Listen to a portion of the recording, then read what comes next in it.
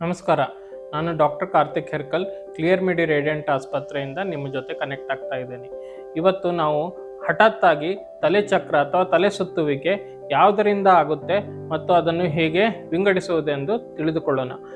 ತಲೆ ಚಕ್ರ ಅಥವಾ ತಲೆ ಸುತ್ತುವಿಕೆ ಯಾವುದಾದ್ರೂ ಮನುಷ್ಯನಿಗೆ ಹಠಾತ್ತಾಗಿ ಆದಾಗ ಎರಡು ಕಾರಣಗಳಿರುತ್ತೆ. ಒಂದು ಒಳಕಿವಿಯಿಂದ ಆಗುವ ತೊಂದರೆಗಳು, ಇನ್ನೊಂದು ಮೆದುಳಿನಿಂದ ಆಗುವ ತೊಂದರೆಗಳು. ನಾವು ಇದನ್ನು ಹೇಗೆ ತಿಳಿದುಕೊಳ್ಳೋದು? ಯಾವಾಗ ಇದು ಒಳಕಿವಿಯಿಂದ ಆಗುತ್ತದೆಯೋ ಆವಾಗ ಕಿವಿ ಕೇಳುವ ಕ್ಷಮತೆ ಕಡಿಮೆ ಆಗಬಹುದು, ಕಿವಿಯಲ್ಲಿ ಶಬ್ದ ಕೇಳಿಸುವುದು, ಕಿವಿ ಭಾರ ಮತ್ತು ಕಿವಿಯಲ್ಲಿ ಏನೋ ತುಂಬಿದೆ ಎಂಬ ಭಾವನೆ ಉಂಟಾಗುತ್ತದೆ. ಅದಲ್ಲದೆ ಇದು ಕ್ಷಣ ಮಾತ್ರದಿಂದ ಹಿಡಿದುಕೊಂಡು ಕೆಲವು ನಿಮಿಷಗಳವರೆಗೆ ತಲೆಚಕ್ರ ಇರಬಹುದು.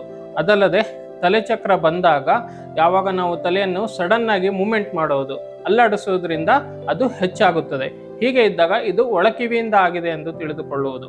ಇನ್ನೊಮ್ಮೆ ಕೆಲವೊಮ್ಮೆ ಬ್ರೇನಿನಿಂದನೂ ಇದು ಆಗುತ್ತದೆ. ಆಗ ಮನುಷ್ಯನಿಗೆ ತೀವ್ರವಾದ ವಾಂತಿ, ತೀವ್ರವಾದ ತಲೆನೋವು, ತೊದಲುವಿಕೆ, ಮುಖ ಮತ್ತು ಕೈಕಾಲುಗಳಲ್ಲಿ ಶಕ್ತಿಹೀನತೆ ಆಗುತ್ತದೆ. ಹೀಗೆ ಇದನ್ನು ತಿಳಿದುಕೊಂಡು ನಾವು ಇದನ್ನು ಯಾವುದರಿಂದ ಆಗಿದೆ ಎಂದು ಅರ್ಥೈಸಿಕೊಂಡು ಬೇಗನೆ ವೈದ್ಯರಲ್ಲಿ ತೋರಿಸುವುದರಿಂದ ನಿಮಗೆ ಈ ತೊಂದರೆಗಳಿಂದ ಬೇಗನೆ ಗುಣಮುಖ ಆಗಲು ಪ್ರಯತ್ನ ಪಡಬಹುದು.